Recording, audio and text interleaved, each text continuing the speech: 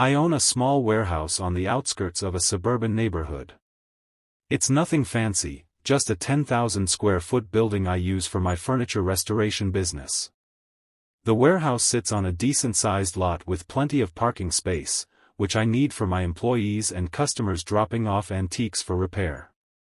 The problem started when a new housing development went up next door last year. The Oakridge Hills HOA managed the development, and apparently, their parking situation was a mess from day one. They hadn't planned enough visitor parking spaces, and their rules only allowed 2 cars per driveway. This meant their residents constantly struggled with parking during family gatherings or when they had guests over. At first, I noticed just a few cars using my lot on weekends. I didn't make a big deal out of it, I'm not there on weekends anyway, and I try to be a good neighbor. But then I started finding cars parked there during business hours, blocking spaces my customers needed. Still, I kept my cool and just put up some "customer parking only" signs. That's when I discovered the HOA board had actually been telling residents they could use my lot for overflow parking. They never asked me, never approached me about any kind of arrangement, they just decided my private property was their solution to their parking problems. I found this out when one of their residents left a nasty note on my office door complaining that my delivery truck was blocking their parking space in my lot. I immediately called the HOA office to straighten things out. The conversation with Linda, their board president, went something like this.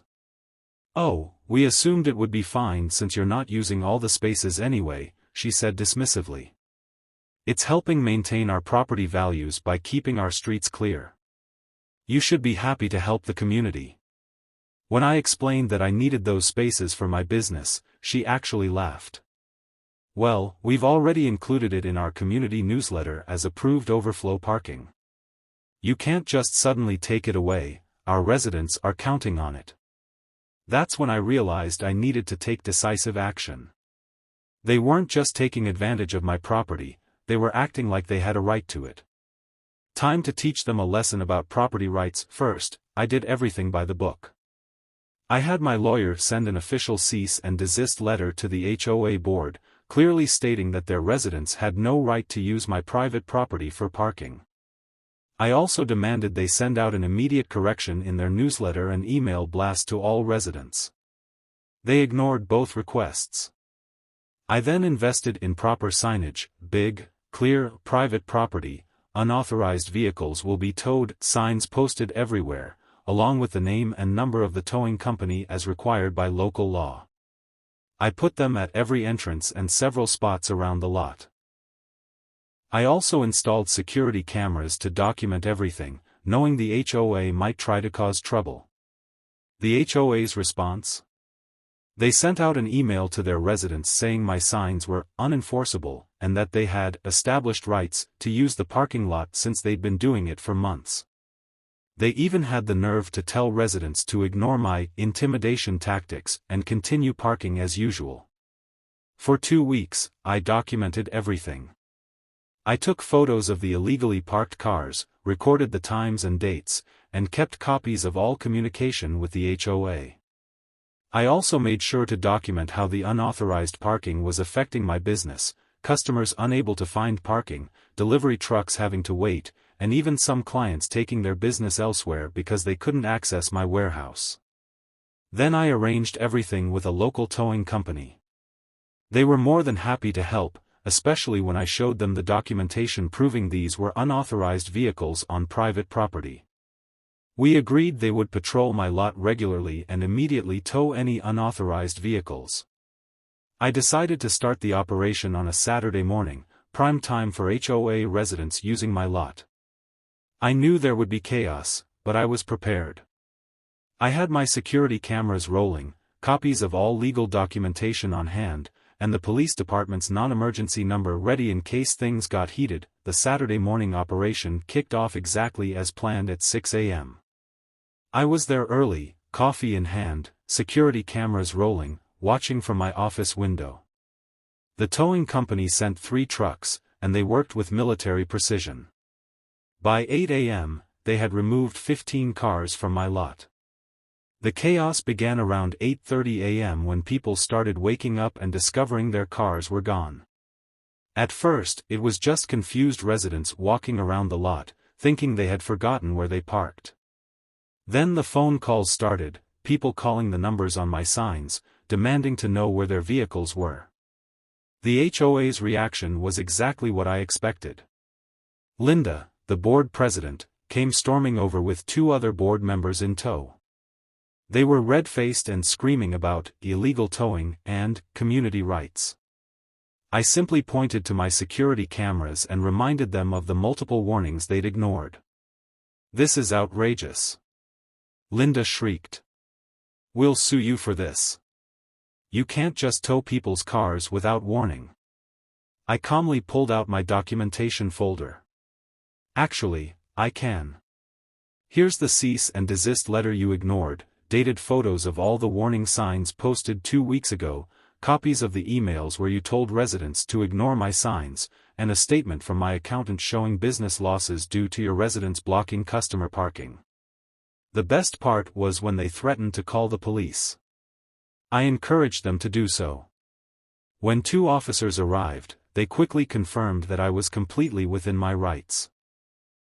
The officers actually seemed amused by the whole situation, especially when the HOA board tried to argue that they had squatters' rights to my parking lot.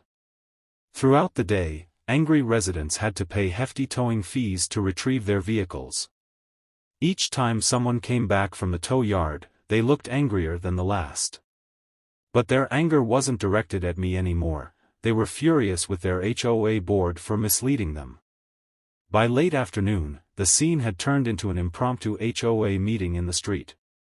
Residents were demanding to know why the board had told them it was okay to park in my lot when they had no legal right to do so. Some were even calling for the board's resignation, especially after they learned the board had ignored my legal warnings. I watched it all unfold from my security cameras, documenting everything in case the HOA tried to cause more trouble. But the best revenge was watching their perfectly orchestrated parking system fall apart, forcing them to finally face the consequences of their poor planning and entitled behavior. The aftermath was both satisfying and surprising. Within 48 hours of the mass towing, the HOA called an emergency meeting. But unlike their previous meetings, this one wasn't about finding new ways to bully me, it was about damage control and finding real solutions to their parking problems. Word spread quickly through the neighborhood about how the board had deliberately misled residents. People were furious about having to pay towing fees, averaging $280 per car, because the board had assured them it was fine to park in my lot. Several residents started a petition to recall the entire board, particularly after someone dug up meeting minutes showing the board had rejected a proposal to build additional parking last year because they thought using my lot was a free solution. The fallout hit Linda and the board hard. 3 board members resigned immediately when residents threatened legal action to recover their towing fees. Linda tried to hold on, but after a particularly heated meeting where it came out that she had received my lawyer's warnings and deliberately hidden them from residents, she was forced to step down. The new board, elected the following month, took a completely different approach. Their first action was to formally apologize to me in writing. Then they did something I never expected. They asked to meet with me to discuss possibly renting some parking spaces during weekends and evenings when my business was closed. We eventually worked out a proper commercial agreement. They now rent 20 spaces from me during off hours for visitor parking, with proper insurance and a formal contract. The income helps cover my property taxes, and they finally have legitimate overflow parking. Some residents even started bringing their antique furniture to my shop for restoration. Turns out being reasonable neighbors works out better for everyone. Linda moved away 6 months later, but not before trying one last time to cause trouble. She attempted to report my business to the city for code violations, but since I had all my permits in order, that backfired spectacularly. The inspection she triggered actually ended up focusing on the HOA's property instead, resulting in them having to fix several issues she had overlooked during her tenure. The whole experience taught everyone valuable lessons. The residents learned not to blindly trust their HOA board, the new board learned to respect private property rights, and I learned that sometimes standing your ground firmly but professionally is the best way to handle entitled behavior. As a funny footnote, the HOA's annual newsletter now includes a section about respecting private property and proper parking procedures. They even invited me to join their planning committee for future development projects, an offer I politely declined. I prefer to keep our relationship strictly professional, with clear boundaries and proper contracts. Today, things run smoothly.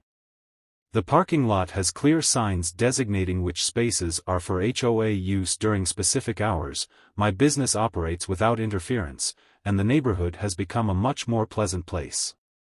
Sometimes it takes a dramatic event like mass towing to restore sanity and respect to a community. The best part?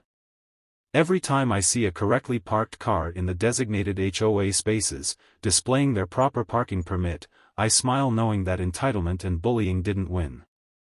Sometimes the best revenge is simply enforcing your rights and watching everything fall into place naturally.